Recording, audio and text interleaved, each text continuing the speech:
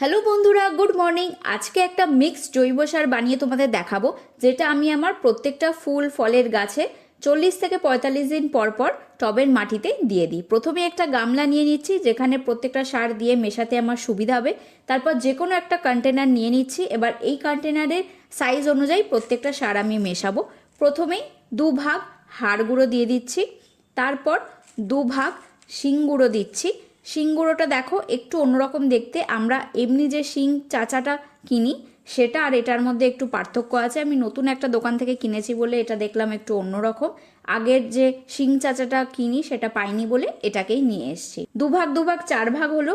এরপর এর মধ্যে 1 ভাগ নিমখোল দিচ্ছি। নিমখোল যেহেতু অনেকটা স্ট্রং, সেই জন্য খুব বেশি দিচ্ছি না, 2 ভাগের জায়গায় কিন্তু 1 ভাগই দিচ্ছি। তারপর যে কন্টেনারটা নিচ্ছি সেটার হাফ বা তার থেকে একটু কম পরিমাণে সিউইডের যে দানাগুলো কিনতে পাওয়া যায় সেটা নিয়ে দিয়ে দিলাম। এবার আমি এই পুরো সারটার মধ্যে 6 ভাগ খুব ভালো কোয়ালিটির ভার্মি কম্পোস্ট নিয়ে নিচ্ছি। ভার্মি চেনার অনেক উপায় আছে, তার মধ্যে দেখবে প্রথমে এরকম ডিপ কালো রঙের হতে হবে আর খুবই হালকা হবে ভালো কোয়ালিটির ভার্মি হলে, যেটা হাতের মুঠো করে যদি চেপে রাখো তাহলে কিন্তু ডেলা পাকিয়ে যাবে না, একটু চাপ দিলেই গুঁড়ো গুঁড়ো হয়ে যাবে। এভাবে কিন্তু তোমরা ভালো কোয়ালিটির ভার্মি সহজেই চিনতে পারো।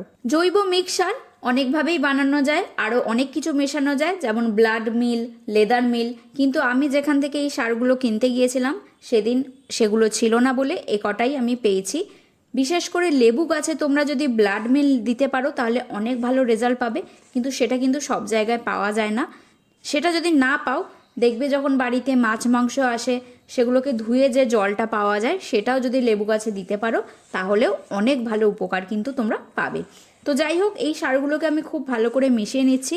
পরিমাণ একটু এদিক ওদিক হলেও কোনো অসুবিধা নেই, যেহেতু জৈব সার তাই একটু কম বেশি হলেও কোনো রকম অসুবিধা কিন্তু হয় না। আমি অনেক দিন ধরেই এই সারগুলো ইউজ করছি, কোনো রকম ক্ষতি কিন্তু গাছে আমি দেখতে পাইনি।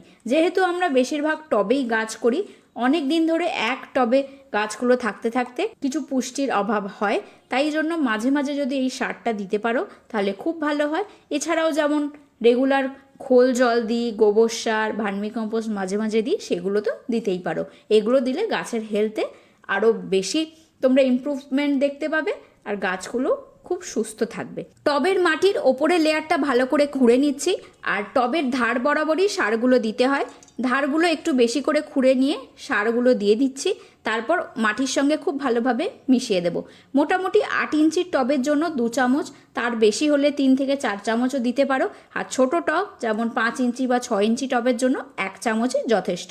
এভাবেই তোমরা সারটা দিয়ে দেখো, গাছের হেলথ তোমরা নিজেরাই দেখতে পাবে, খুব ভালো সবুজ সতেজ হয়ে থাকবে আর ফুল ফলও খুব ভালো হবে।